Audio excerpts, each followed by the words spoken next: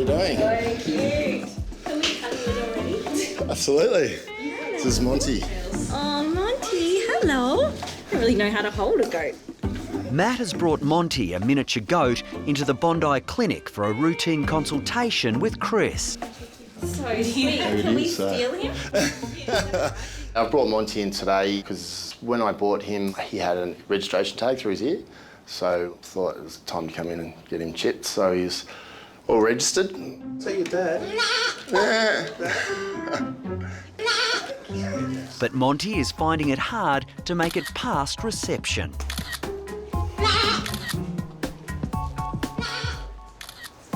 What is going on out here? Of course. Is this yours? Yeah. How you going? I'm Chris. G'day, Chris. Matt. Hey, Matt. You're a very brave man to bring... Yeah, it's a present. It's not yours. No, it Watch is. this one here. You struggling to take him home, love? He's not coming home. I'm already telling you now. Come on. Step away from the goat. Let's go. I can't pass him up Come on. to you. You know, in here, some of us have to keep their cool and maintain a focus because we're working. But all the same, it's hard to deny that Monty is a cute kid. Okay, look, you've got to say goodbye at some stage. Okay, I'll show you how you put him down, Jackson. Thank you. So, aside from driving the nurses crazy, what's the reason he's here today? I've brought him in basically so I can get him chipped. And just the last couple of days, I've just noticed him scratching away at himself a little more. Okay. So I thought, look, while we're here, get that checked out as well. Matt was always due to bring in Monty for a microchipping, but in the last few days, he's really noticed that he started scratching. And even here right now, he just goes a few seconds before he can't help but lift that hoof through and scratch away. That's not entirely normal.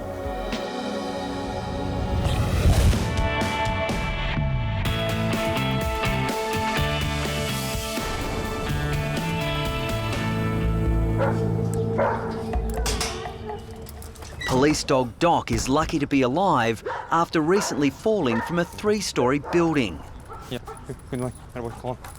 The German Shepherd is at the Bondi Referral Hospital SASH because his death-defying fall has caused serious damage to his right leg. We got him emergency help where they casted it and did all that for a couple of weeks, but it's got to a point now where it hasn't completely healed. It's so there's still some healing there to go, and we're a bit worried that there might be something else going on.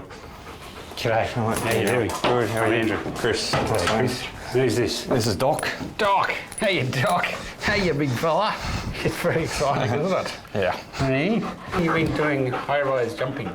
Given what we know's happened to Doc, he's gone for a high dive and landed 3 stories down. I'm really worried that he's trashed the supporting ligaments of his wrist joint. Attaboy. You know, he's sideways he seems okay, but he really just doesn't like you doing that. But yes, you're a good boy, hey?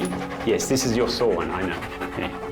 Yeah, no, look, it's really, it's quite obvious that he doesn't like me sort of trying to extend his wrist. And that's pretty typical for dogs that have done that sort of a high dive thing because they land and they damage those ligaments. So I think that's what's going on. And I guess the other thing is the one leg you can get about that far, the other leg that's damaged, we're sort of pushing it even further, and that sort of suggests to me that he's ruptured those ligaments. So with that sort of injury, if we do nothing, he'll always be lame, and he'll only get worse and worse and worse until it's totally collapsed on him. So what we've got to do is we've got to prove whether I'm right or wrong, and so to do that I think we need to get him anaesthetised and get some x-rays. That's it. If Doc's leg can't be repaired, his career in the police force is likely to come to an end. The bond between a police dog and its handlers, it's very important for a successful team. You know, it's irreplaceable, and you know, you can't really describe it. It's very, very important, and it's something that the handler treasures. See, every 10 seconds or so, he's having a good scratch. Yeah. A lot of the time it's around that neck area or across his shoulders here. At the Bondi Clinic, miniature goat Monty has been brought in to get a microchip. He really shouldn't be scratching that much.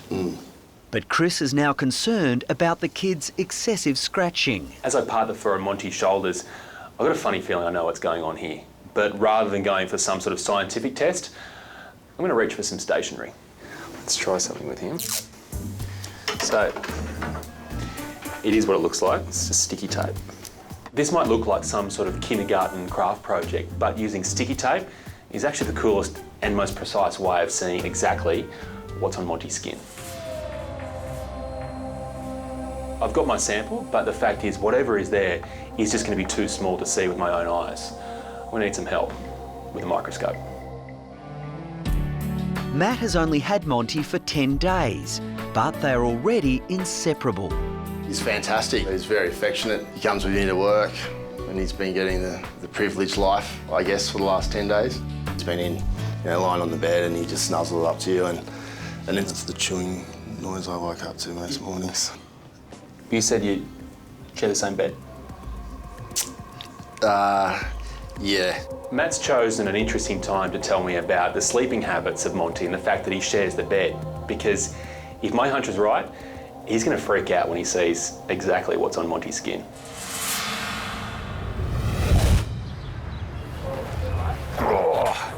There's a go. Oh boy. At SASH, police dog Doc has badly injured his right leg after falling from a 3-storey building. You're not going to catch any bad guys looking like that. Specialist surgeon Andrew Marchevsky thinks the horrific fall may have caused serious ligament damage. What I've actually got to do is get him anaesthetised so he can't feel anything and take some x-rays of that joint whilst I'm really wrenching on it to see if it can bend too far, and then we can figure out what we've got to do to fix him. Pretty much that's straight, I can't. That's how it should be. There's no bend at all here. And then we can look at this one.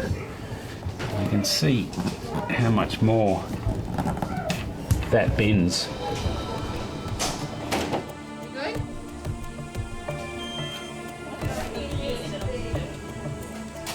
So we look at his x-rays here. That angle is about 25 degrees more movement in there than there should be. To me, that says he's ruptured those ligaments. This diagnosis means Doc's career as a police dog now hangs in the balance. He'll have to have his joint fused permanently, so it can't move at all, but at least it'll be in the right position for him to walk and run. And I don't know how he's going to go as a police dog. Andrew now needs to break the news to Doc's best mate and partner, Senior Constable Chris Hill. He's done enough damage that it's not going to get better. Yep. That's a problem. And I said, now we can talk about what to do. With these cases, generally, we fuse the joint. Yep. And that's the only way we'll get it so that it's functional. I guess the question you've got to try and answer, and I can't, it's hard for me to answer, is he going to be a working dog after that? Yeah. Chris will need to get approval from the police force before the surgery to fuse Doc's joints can go ahead. Until this decision is made, the hard-working German Shepherd is now officially off duty. So he won't be 100% and possibly not be able to return to work. Yeah, it's heartbreaking. A lot of work's gone into him. And he's your mate, so you just want him to be the best that he can be at what he does, so as I do. Come on, buddy. Time to head home.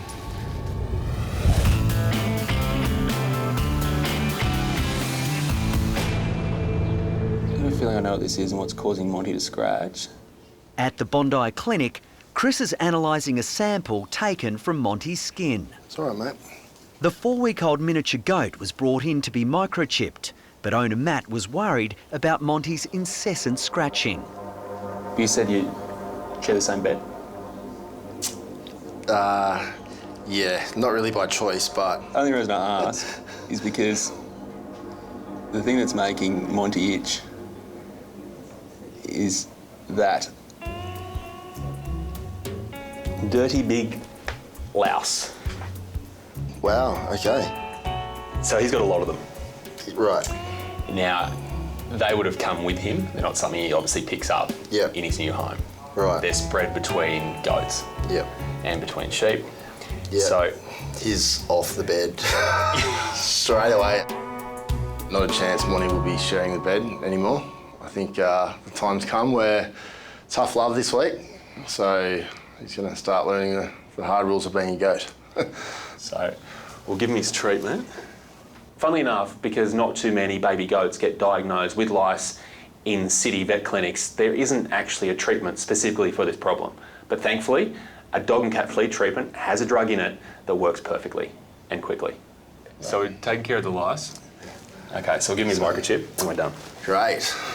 It's okay, mate. All right, mate. Okay, so now that one's in, we can get rid of the earring. Yep. Well done, bud. And just when Monty thought he was out of here, it's time to remove his ear tag. Something I thought would be a favour for him. He doesn't see it that way. He's just taking some time to process all of this. Oh, don't show me that face. Excuse me? Monty's not too keen to hear words. He feels that my actions have spoken louder than any words can. And right now I can tell that Monty isn't a big fan of mine. I'll see you soon, Mont. Things will improve, I promise. Right. Thanks a lot, Chris. On the way Cheers, out. mate. Run. All right. Quickly. Don't turn back.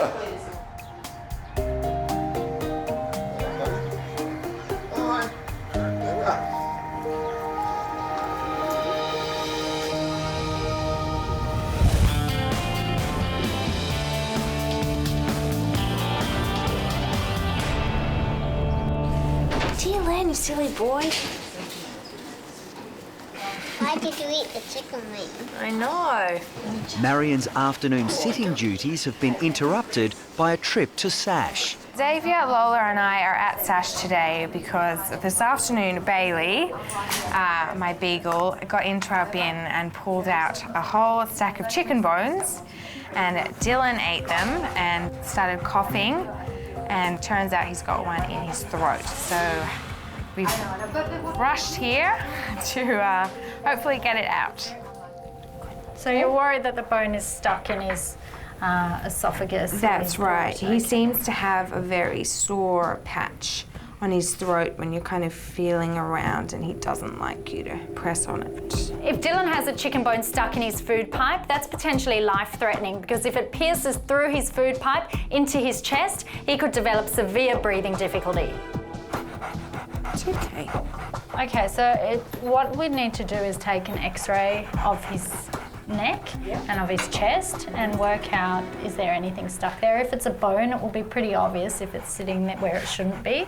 And if it is stuck there, then what we'll need to do is give him an anaesthetic and pull it out with an endoscopy. So that's a special camera that we use. We put down his throat, and if the bone's there, then hopefully we'll be able to grab it out. If it just want it to get out and him to be okay. So whatever you can do. Okay. Dylan seems uncomfortable, he's really frightened. I need to take that X-ray of him to work out if that bone is stuck in his throat or not. Dylan, come on. Dylan, good boy. Right there. Wow, there it is. I'm looking at Dylan's X-rays, and straight away it is obvious that he's got a chicken bone stuck in his esophagus or food pipe. Now that's going to be causing him a lot of pain, and every minute that it sits there, it's causing damage. Now we need to take it out, or he's going to be in serious trouble.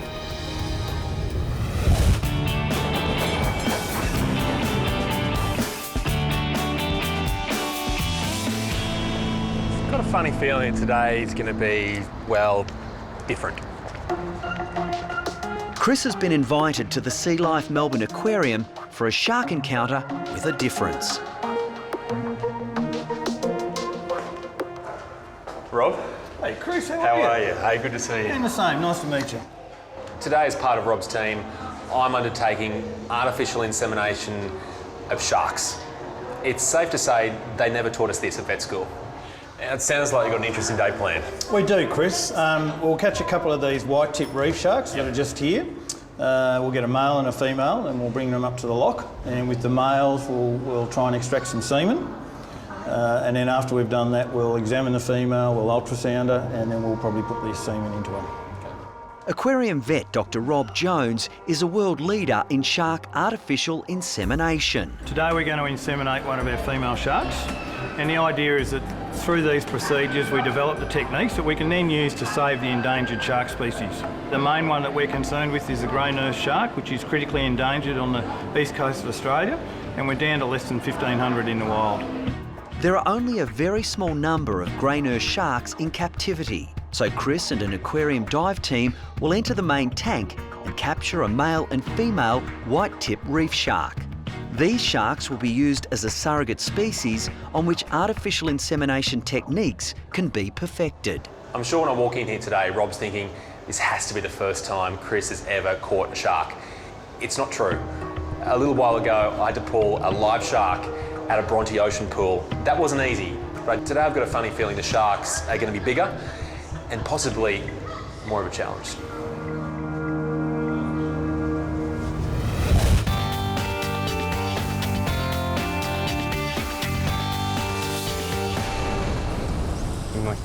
At SASH, it's a big day for Senior Constable Chris Hill and his faithful partner Doc.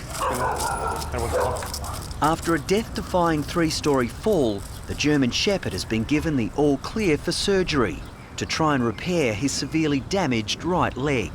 Doc's career is on the line here. He's basically busted all the ligaments in the back of his wrist and they'll never heal, so we've got to fuse his joint. So unless we get in and do something now, and unless this is successful, he's going to have to be retired as a police dog, and I think that'd almost kill Doc.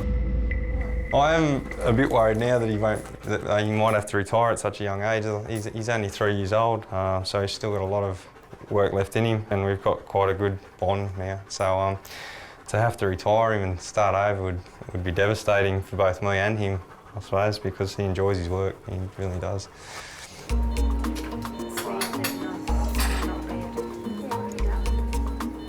So there's nothing subtle, unfortunately, about this surgery. With Doc's surgeries, the major risks, I guess, is that we're trying to fuse a joint that doesn't want to be fused. And so the risk is we'll do all this, come back, and it won't have done what we want it to do. It won't have fused. And that can be really problematic. So we've got to make sure we're really meticulous with what we do.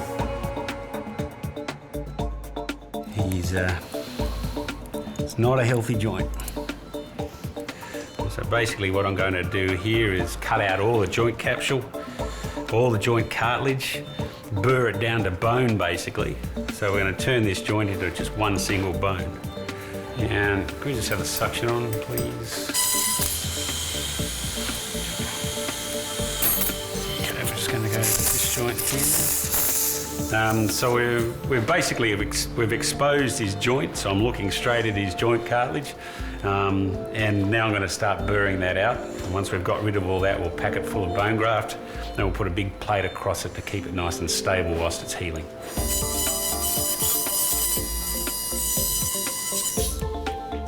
Yeah, so this is the plate that we're going to put on. I'll put a little bend in it like that, so when he runs, his leg won't be totally straight. It'll be sort of kicked up like that a bit, so that'll be a little bit more anatomically normal for him. Securing the plate in the correct position is crucial. Otherwise, Doc has little hope of returning to the police force. So we've now got this plate on his leg and across that joint, so now it's stiff, it can't move. For the moment, the only thing keeping it like that is the plate. Give him 12, 16 weeks, then all that bone graft will cause that whole area to fuse together, and it'll be like he's got one big long bone there. After 2 hours on the operating table... Right, last stitch. Finally, Doc's surgery comes to an end. So we've finished him now, he's stiff as a board. We'll just take him into X-ray to see how all the implants look and make sure they're in all the right spots. We'll put a bandage on him and then we'll start waking him up.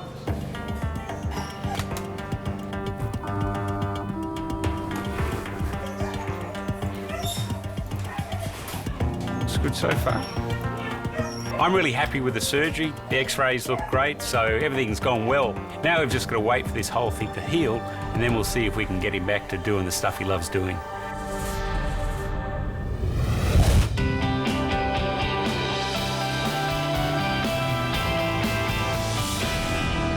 John, this is Chris. Hey Chris, all set to get suited up? You bet. Beautiful, beautiful. Chris is at the Sea Life Aquarium in Melbourne. This should just about do it, I reckon. Is that the biggest you've got?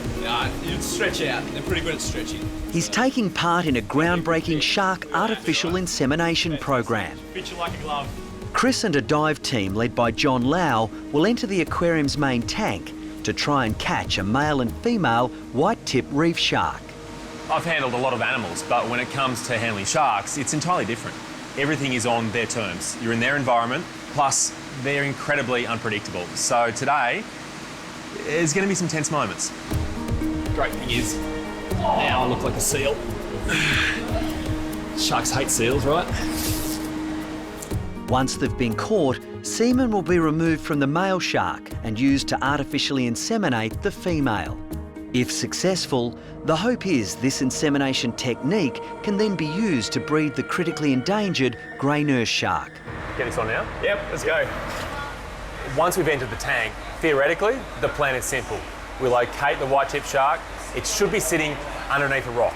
That's its usual hiding place. From there, we give a bit of a tap on the nose. As it rushes out, net on front of it, net on the back of it. Hopefully, then we put a shark. The first shark to be caught will be the female. Fortunately for the team, it's an easy catch.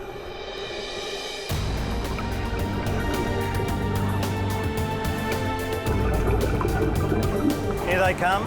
Oh, you got it. Well done. Good on you, Chris. That's fantastic.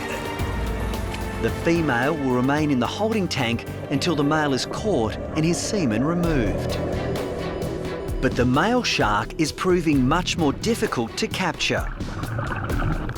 Sharks have been around for hundreds of millions of years for a reason.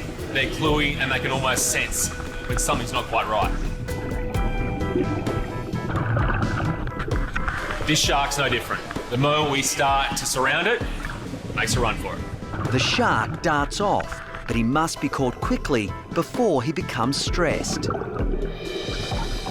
Finally, Chris and the team catch the shark. Once we can get one net around him, it's a matter of getting another net on top, and from there, he should be able to escape. The moment I grab hold of the net, I can really feel the raw power of this shark. He's thrashing around and clearly doesn't like his situation. He's got no idea what's coming next. Chris and John are carefully taking the feisty shark to a holding tank, Here they come. where Dr Rob Jones and his veterinary team are waiting to begin the semen extraction procedure. Well done.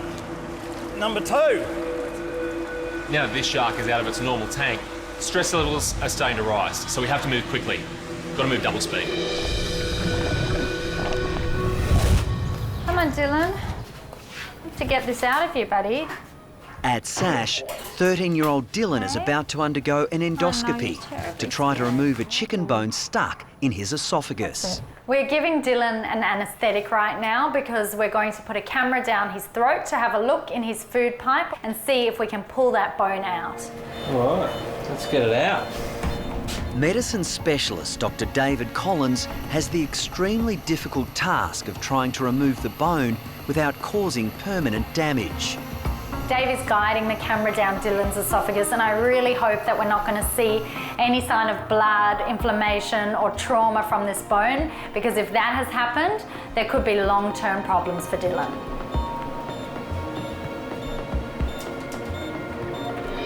There it is. That's the bone sticking there, right in the centre of the esophagus. We can see the bone and it looks sharp, and I'm worried that we might not be able to get it out with ease.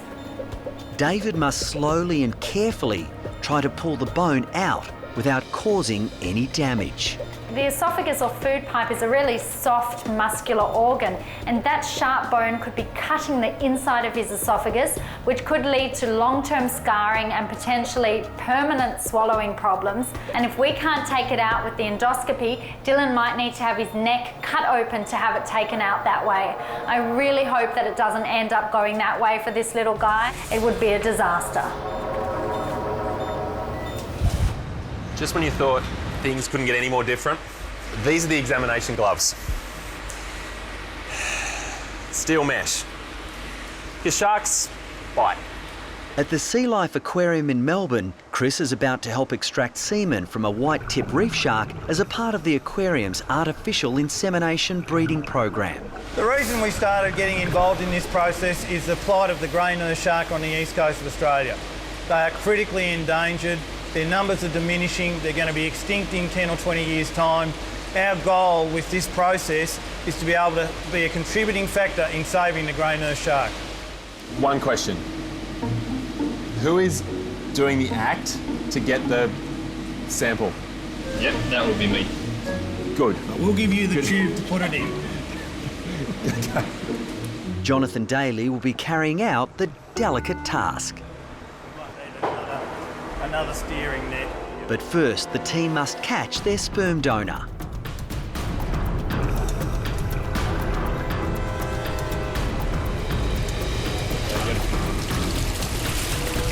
Keep it in order.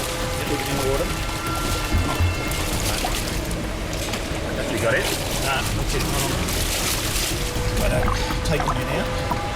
Hold that back end of him so he doesn't kick as he comes out. Yep. Okay, we're good to go. The team have just 10 minutes to perform the procedure. Any longer and they risk the shark becoming too stressed. So we've got some water running over his mouth there with some oxygen. Okay. To keep him oxygenated while we work on this. Because normally you'd have to rely on swimming to get the oxygen through his gills. Yep. Now we've managed to get this shark stabilised, onto his back and oxygenated. It's time for John to work his magic. So what we're doing is we're just feeling for the lower reproductive tract and just putting a little tiny bit of pressure on that. And then we're able just to express some sperm into our tube. It's pretty delicate at both ends now because obviously the front end's got the teeth, but the back end's where all the action's happening, and you just don't want him to move too much at the crucial moment.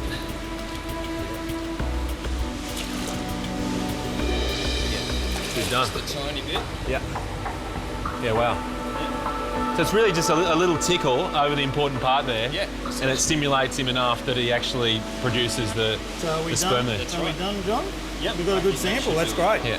Yeah, wow. With the procedure now over, the shark can be released. Roll him towards us. Yep. And then on the count of 3 we let go. So Okay. 1, 2, 3. That's it. Beautiful. Well done. But before insemination, the sperm must be examined to make sure it's a live sample. So now the big test, huh? Yeah, we'll find out. Let's see how this looks under the microscope. One of the things we have to do is to actually mix the sperm with the salt water. That actually activates the sperm and wakes them up, and that replicates the actual mating process when the two sharks mate. Is there a certain percentage you're looking for of sperm that are actually moving? Preferably up around 80 or 90% moving would be good. They look like long corkscrews. They do, don't they? They're busy. Dancing. They're ready for action. Absolutely. The moment I see all those twisty little guys doing their thing in there, I know it's going to happen. We're ready for the next step. There it is. Now the tricky part is trying to pull it out. At SASH, Lisa and medicine specialist Dr David Collins are using an endoscope to try to remove a sharp chicken bone stuck in Dylan's esophagus. Let's see if we can get it. Poor little guy. Yeah. But it's an incredibly delicate procedure.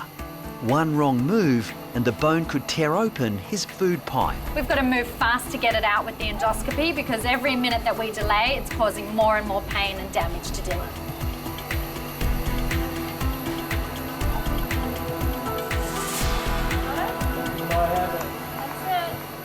Finally, after 15 minutes of painstaking work, the bone comes out. Oh, that is sharp. Oh, that's going to hurt. Look, it's not over just yet. We've put the endoscopy back down his throat. We're having a look at his esophagus just to make sure that there's no damage because that piece of bone was really sharp. We need to make sure that he's not going to have any long-term problems. That's pretty good. Amazing. The really good news is that there is no sign of injury. It doesn't even look like there was a bone there in the first place, which is amazing news. We're going to wake him up now, and I can't wait to tell Marion the good news. Dylan has been through a lot. He's absolutely exhausted. So I'm just going to let him rest, and in the morning I'll give him some food. And if he eats well, then he'll be able to go home. Okay, so same situation as before. Catch our shark, female this time, roll her over. Then you work your magic of a different kind. Yeah. Okay, let's go. At the aquarium in Melbourne, Chris and the veterinary team need to catch a female white-tip reef shark so she can be artificially inseminated. The thing I noticed straight away with this female is she's a lot bigger than the male. almost 50% bigger, which could mean 50% more of a challenge.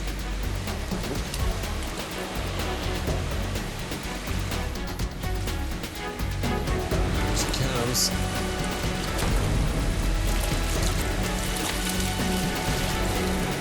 You got her? Yeah.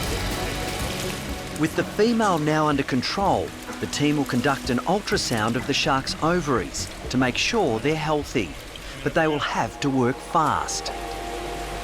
So same rules here, 10 minutes? 10 minutes. Yep. Clock is counting. All right, okay. Lots of water flow up the front, lots of oxygen. So the first thing we'll do is ultrasound it. Yeah.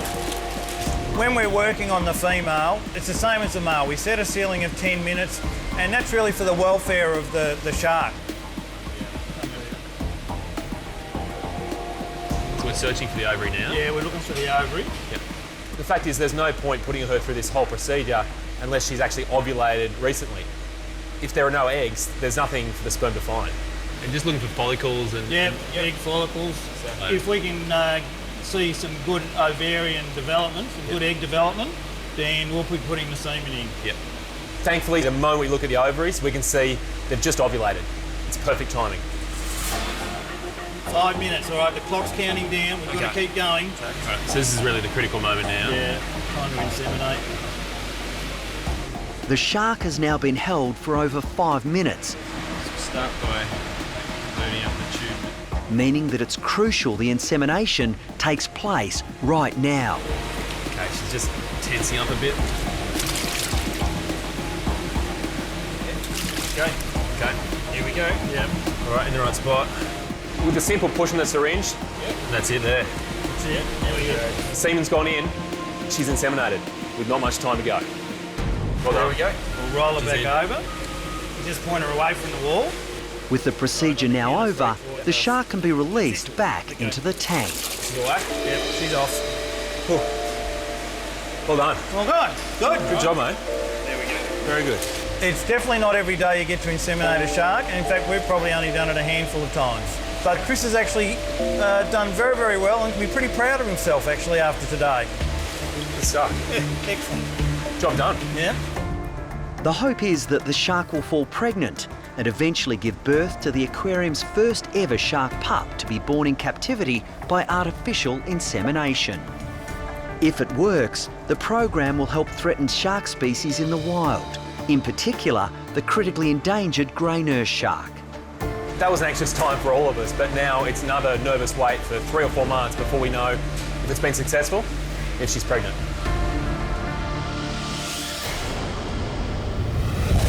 Hey Dylan, how you feeling? You're a good boy. The following day at SASH, Dylan has recovered from the endoscopy to remove a chicken bone stuck in his throat. You're a good boy. And he now needs to pass one very important test. I've brought out some chicken for Dylan without any bones. I want to see how well he can eat and if he's swallowing normally. And if he can do that, then he's ready to go home. You want it? Here you go, buddy. Good boy. Before I could even blink, Dylan had devoured all the chicken in the bowl. He's swallowed normally, he's not gagging, he's really comfortable. And this means that he's ready to go home. Outside, Dylan's extended family, including his canine buddy Bailey, have arrived to take their little mate home. So I'm really excited to see Dylan because I know he's going to be so excited to see me. His little tail's going to wag like crazy and he'll probably run over and give us so many licks because he just really loves to be around his people. So I know when he sees us, it's going to make his day. Dylan, look who's here! Hello. Hello. Oh, I miss you. He's so happy. Look, it's Bailey. It's pretty obvious that Marion and the kids absolutely adore Dylan, and I think Bailey loves him too. Even though she put him in here in the first place, she's sorry and she's ready to be his best friend again. I have a souvenir for you. Oh, wow. And look how sharp that is. Ouch. You are so lucky. When I saw him, he was so happy and just licking and really, really excited to see us all. So it was really good to see that he's completely back to his usual self and all happy. What do we say to Lisa? Thank you, Lisa. Thanks for looking after Dylan. No problem. Bye. Bye. See you later.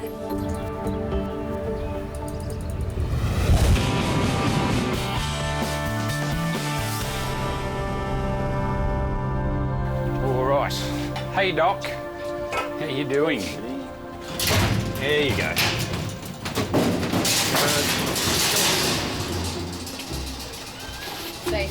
Was that exciting, mate? Was that exciting? Hey, come on. Just take him for a wander up there. We'll just see what he's doing with it. At SASH, it's hard to believe that police dog Doc recently underwent major leg surgery. Good boy. Come here. Sit. Sit, Doc. Sit. Doc, sit. The German Shepherd ruptured the ligaments in his right leg after a death-defying fall from a 3-storey building. Doc is running around like a dog who's never had a surgery, he's never had his joints reamed out, he's never had his bones drilled. And he's just belting around like the crazy thing that he is.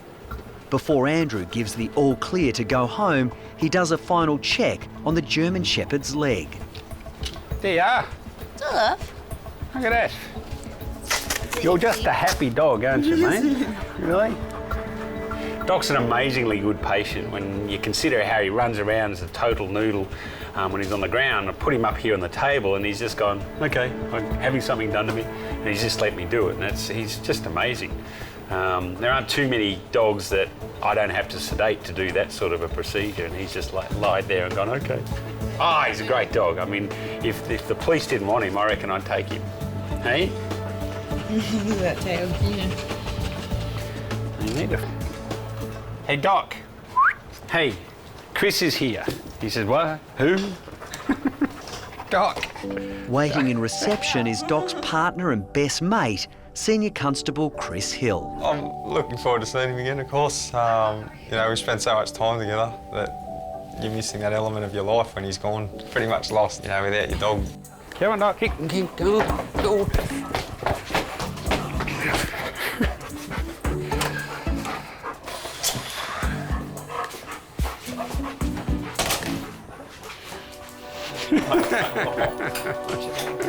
Oh, good boy. Yeah, I know. It's even more exciting. Hey, mate. How'd you go? Oh, I'm fine. Thanks. How'd you go? You dropped his lead. Yeah. How are you, buddy? Good. How are you? Good boy. You look at Chris and Doc together and you sort of can tell they're best mates. And you get the impression that Doc will just do anything for Chris. Like he's already leapt over tall buildings and it's ended badly for him. But you can just see if Chris said do it again, he'd do it again. It's an amazing relationship.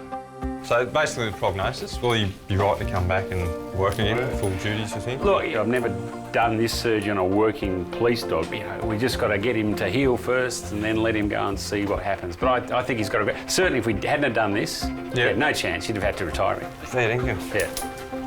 All right, well, that's a good thing. So... It's a good result. That's a good result, exactly right. So. It will be at least 3 months until Andrew can confirm if the surgery has been a success. But for now, Chris is just happy to be taking his best mate home. He realises that he's not 100%, but it's good that his spirit's still the way it is. I mean, that's him, that's his character, and that's what we love about him. Wait, come on. Oh, wait.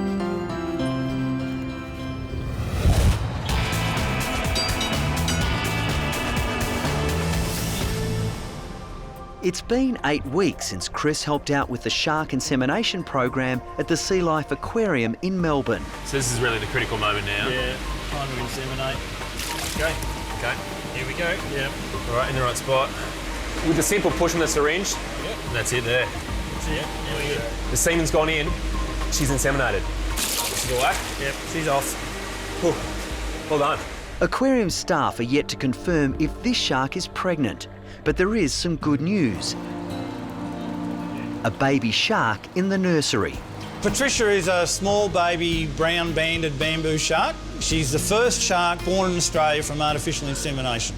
It's the first time in the world that species has been bred with artificial insemination, and it's the first time for any shark or ray species that semen has been transported from one facility to another with a successful insemination and a live birth. Dr Rob Jones and his team are keeping their fingers crossed that there will be more babies on the way. Look, the fact that we've had this success with this brown-banded bamboo shark means that when we did the white tips with Chris here, we can now be a lot more optimistic about the outcome of that insemination. Hi, I'm Dr Danny Dusek from Bondi Vet. If you love our show and want to see more, plus some amazing content about pets and how to care for them, hit the subscribe button. Click that little notification bell and we'll see you on our next video.